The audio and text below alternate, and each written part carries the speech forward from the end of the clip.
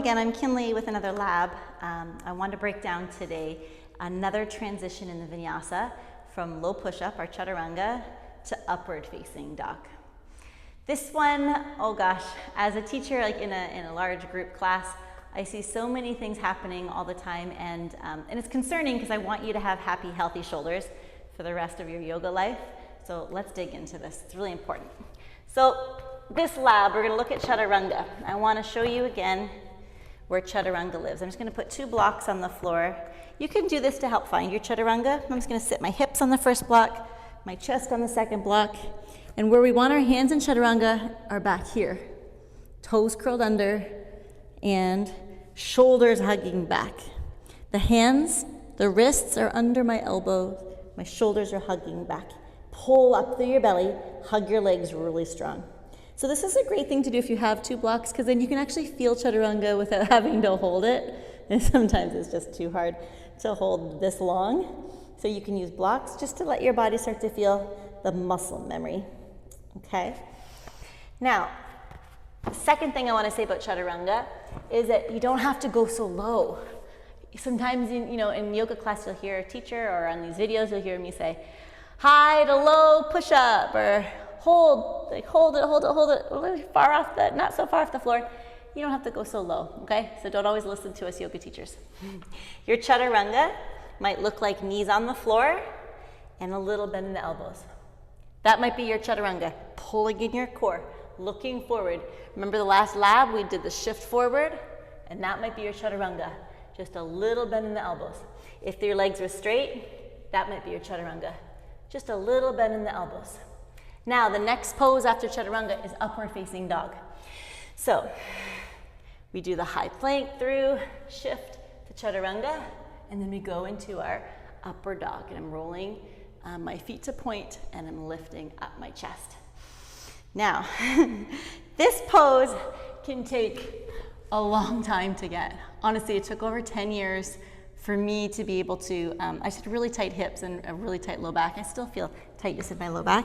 But for me to be able to get my chest almost upright, it's taken me over a decade. So be gentle with yourself. Some of you yogis, you're just born really flexible and you just lift up and go into a beautiful, beautiful back bend. But for upward facing dog, it's so important that we did that shift forward through Chaturanga so that our hands are back here.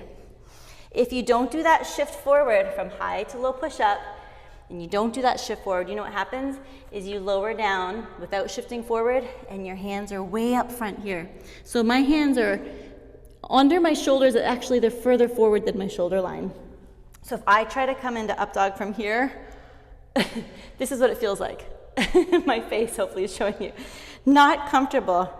I can't get my shoulders back. My back is crunching, my low back is feeling lots of compression, and my legs, I can't activate them in the ground. We want to activate our legs, and we want our shoulders to be drawn back. So it's so important that we do that. Shift forward, then lower. And you can always come all the way down from your Chaturanga and keep your shoulders back for your up dog. Point your feet. So you went from a flexion to a point. And now press into the ground with your feet. See, my kneecaps have lifted. That's how active the legs are. Push into your hands. Keep hugging your shoulders back. Then lift up. Lift up into your upper dog. Keep a little bend in the elbows. Yeah, gaze forward. Activate your legs. And then come back down. Same thing in Chaturanga. You don't have to go so low. In up dog, you don't have to go so high. Right? So maybe your up dog is right here. And then down. Little up dog. Okay? Doesn't have to be all the way up. It can be anywhere in between. Here, it can be here, it can be here, it can be here, it can be here, it can be here, it can be here. I hope you're getting the main gist that everything and any adaptation is not only accepted, it's encouraged. So you want to give yourself permission to take the time for your hips to open, your low back to open, for your arms and your legs and core to get strong, and that it's a lifetime process. You don't have to rush it. Okay, go out and play with that transition from high to low push-up, and then from that Chaturanga to up dog. Making sure your hands are where? Under your elbows. So when you flow to your up dog, your hands are pretty far back by your hips, right? All right, I hope you enjoyed that quick little lab video on that transition from Chaturanga to up dog. And remember, it's not how low you go in Chaturanga, and it's not how high you can go in up dog.